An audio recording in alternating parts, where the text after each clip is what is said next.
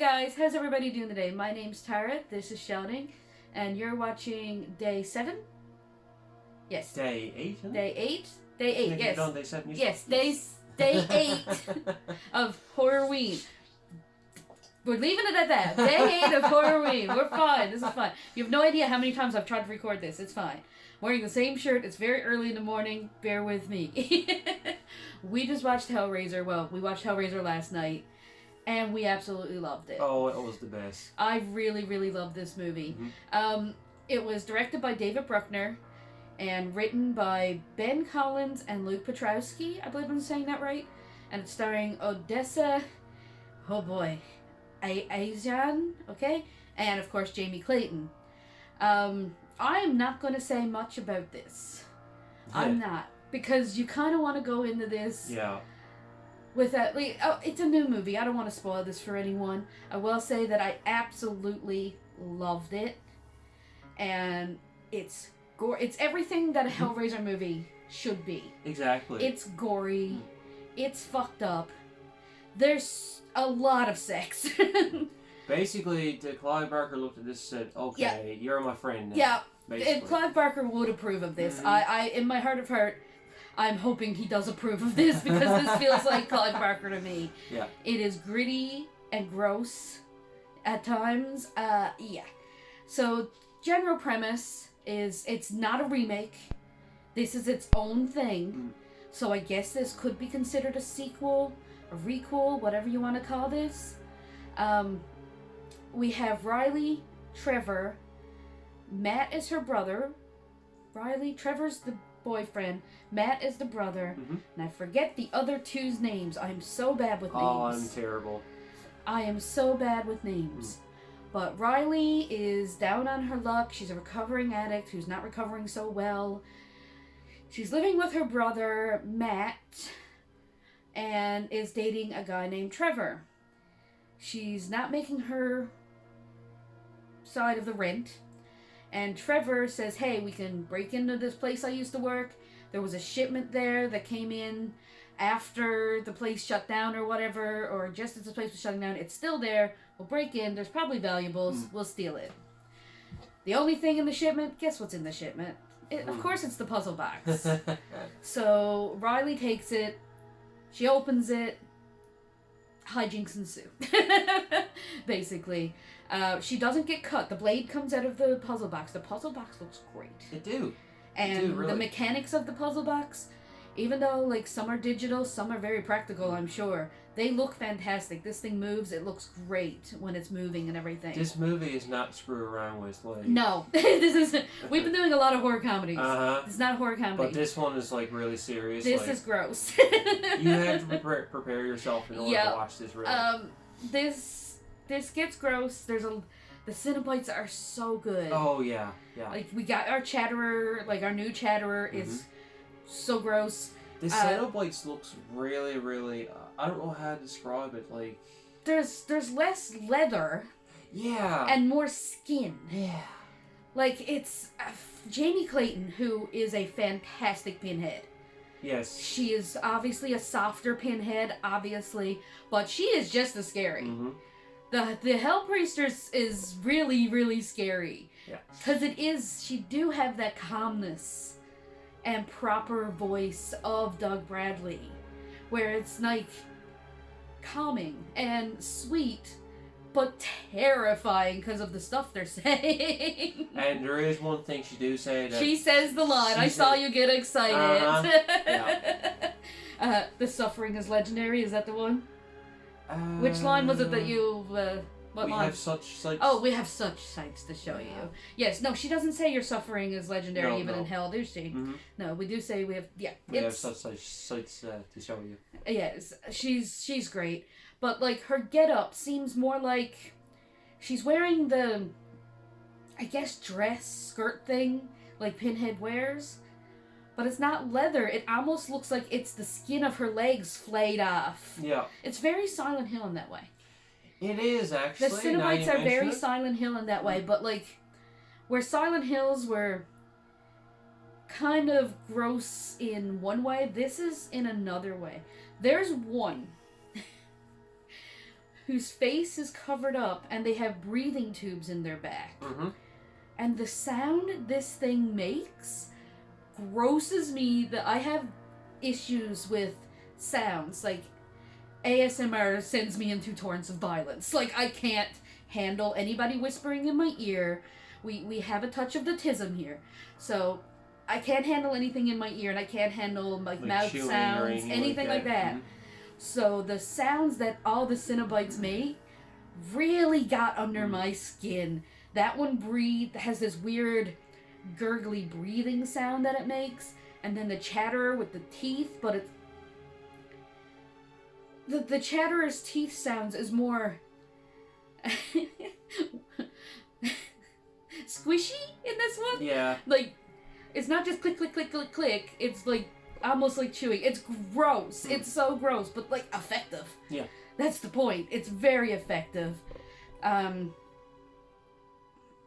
CG chains and stuff don't bother me whatsoever. I mean, most of the effects, if they're not practical, they're very well done CG. Mm-hmm. The chains look a little bit CG when they're shooting out of things, but I mean, that's just how that goes. Like, this is literally what I wanted out of a 2022 Hellraiser movie. Yeah. Like, I enjoyed Judgment. A lot of people didn't enjoy Judgment. I enjoyed Judgment for what it is. I forget the actor's name, but I enjoyed his portrayal of Pinhead. Mm-hmm. I thought he done fantastic, but I found that it felt like most of the other Hellraiser movies where this is a script that somebody had and they just poked Hellraiser in there. They poked Pinhead in there. Mm-hmm. Like, I felt like Pinhead didn't belong in the world of Judgment. Yeah. Although I do like Judgment for what it is, because I like these weird, gross, yucky things. I think that Judgment would have been maybe better and received better if it wasn't called Hellraiser Judgment. Maybe it was just called Judgment. Mm-hmm. And the main focus was on more the Auditor, because he was great. He was great, the actually. The guy with the barbed wire around his face. In Hellraiser Judgment, it was like very gory. Like, yeah, this is very gory too, but very Hellraiser. Yeah. There's one character in this that has... I'm not going to spoil who it is or what it is, but they have a mechanism on their body that I'm not going to tell you what it's doing. But when I clued into what was happening before they explained it, and when I did, when I tell you cringe is not the word. I, had a visceral reaction to what this thing was doing. When the camera was showing it? When it was showing what was happening, I figured it out and I was like... When you told me... The racks of pain this person must be in at all times, but I'm not going to say what it is. Mm-mm. I think everybody needs to see this movie for themselves. The plotline is a Hellraiser movie. The box has different levels of being solved, and with every level, you need to sacrifice a soul. Okay. And they cut themselves on the little blade that pops out, and that's the person marked. And you can trade one soul for another by stabbing them with the box, saying, I don't want you to take this one, I take this one. Or your soul gets taken. Mm-hmm. When the Cenobites show up, it's pretty much different every time. It is. And it looks great. I don't know if they've done this digitally or practically, but the world shifts look real. Like, it looks like they actually had a moving set where the walls moved. Oh, yeah. Because this looked great. It was well done. Let's just say that... It's very well done movie, and I'm kind of hoping there's more. There's a few things that popped up, like a little throwbacks. I have it written here, but I was going to say what it was, but no. If you're a Hellraiser fan, I want you to watch this for yourself, so you can see the little, hey, that's that, and that's that, and that's that, like I did. If you haven't seen the trailer yet, don't bother, because... Yeah, don't watch the trailer even. Go in as a surprise. Go in this blind, because I really, really enjoy it. I'm a big Hellraiser fan. There's not a lot of people that can say they thoroughly enjoy the entire Hellraiser series. I do. Now, some are better than others. Mm-hmm. Some I can agree that would be a better movie without the Hellraiser aspect. The first three are my favorites. But I also love some of the really, really bad ones. I love Hellseeker. I love Hell World. I am sorry. Hellraiser Hell World is one of my favorite dumb movies. And I agree that Pinhead should not be in that. It should not be a Hellraiser movie. It should just be called Hell World. Yeah. That would have been a great little video game movie along the lines of like Stay Alive and stuff. Would have been fantastic. But they had to stick Pinhead in there because they had to make a Hellraiser movie to keep the rights of the... Right. I'm not so big on... 4 and 5. I don't know the numbers. I know the names. Inferno, not so big on. Not so big on Inferno, but the first 3 I think are my favorite. I love Hellraiser, Hellraiser 2, and the third one is really fun. Now, I've only seen the first one. You haven't seen No. I've shown you the first Hellraiser, and I've shown you Hellworld. Yes. And I've shown you Judgment. I don't think you've seen Revelations. No. I can watch Revelations if I ignore the Hellraiser aspect of it. I can watch it. It's not the best, but it's watchable.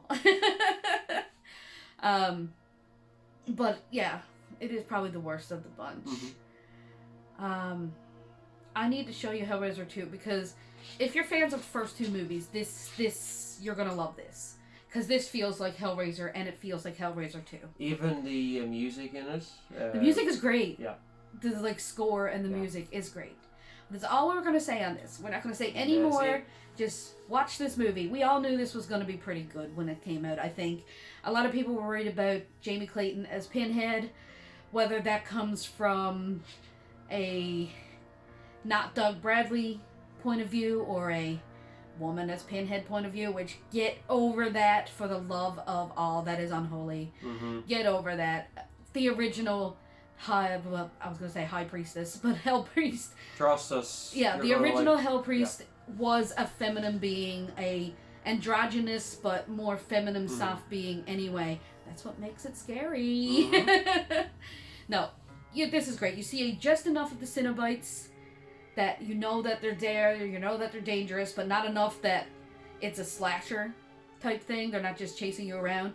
The end gets more slashery. They do chase a little bit at the end, but they're mostly there to observe and collect. Yeah. They don't care who you kill. They prove that at one point. I'm not going to say how, but they prove that at one point that they don't care. As long as they get their soul, they don't care whose it is. Nope. So, yeah, this is good. You go watch it, and I don't remember what we're watching for tomorrow, so we will see you tomorrow for day 9. Bye-bye.